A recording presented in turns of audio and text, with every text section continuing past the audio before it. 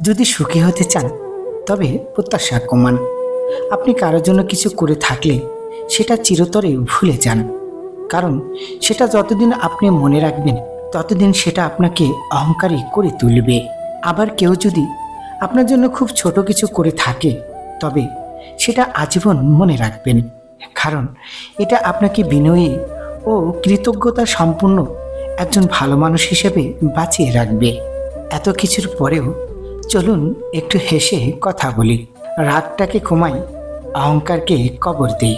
পৃথিবীর নিষ্ঠুরতম সত্য হলো আপনার উপকারের কথা মানুষ বেশি দিন মনে রাখবে না।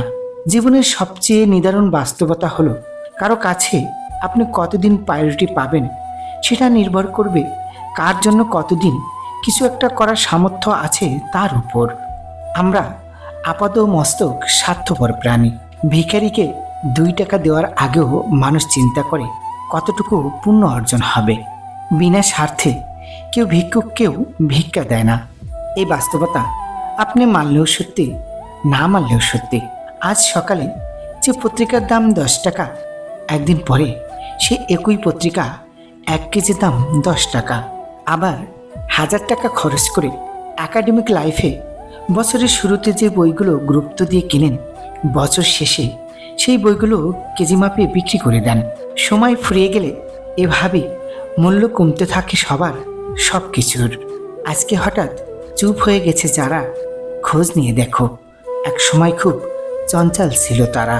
কাউকে সাহায্য করে পিছনে ফিরে তাকিও না, সে লজ্জা পেতে পারে। সম্পর্ক কাকে বলে গাছের থেকে শিখে নাও। মূলে যদি আঘাত লাগে গাছের পাতাও শুকিয়ে যায়। অন্তরে অনিষ্ট চিন্তা, মুখেতে মিষ্টতা, তার চেয়ে ঢের ভালো প্রকাশ্য শত্রুতা। কেউ তোমাকে রিজেক্ট বা অবহেলা করলে মন খারাপ করো না। মনে রাখবে দামি জিনিস সবাই নিতে পারে না। জীবনে যাকে পাওয়া যাবে না নিয়তি তার সাথেই সম্পর্কটা করিয়ে দেয়।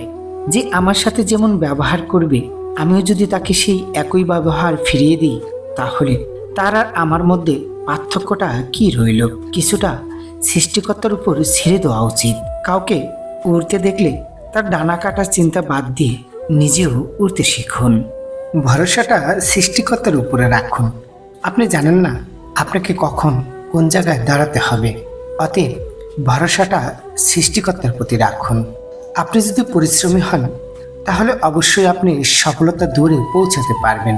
আপনি যতই মনে করেন আপনার পিতামাতা আপনাকে জীবনের চেয়ে বেশি ভালোবাসে, তবে সেটা হবে ভুল। কেননা বর্তমানে পিতামাতাও বেইমানি করে। কখনোই আবেগের বশীভূত হয়ে কোনো কাজ করবেন না, কেননা আবেগ আপনাকে ধ্বংস করে দেওয়ার জন্য যথেষ্ট। ভিডিওটির একটি উক্তিও যদি ভালো লেগে থাকে তাহলে অবশ্যই লাইক করবেন। আপনাদের একটি লাইক আমাদের নতুন ভিডিও বানানোর মূল উৎস। ধন্যবাদ।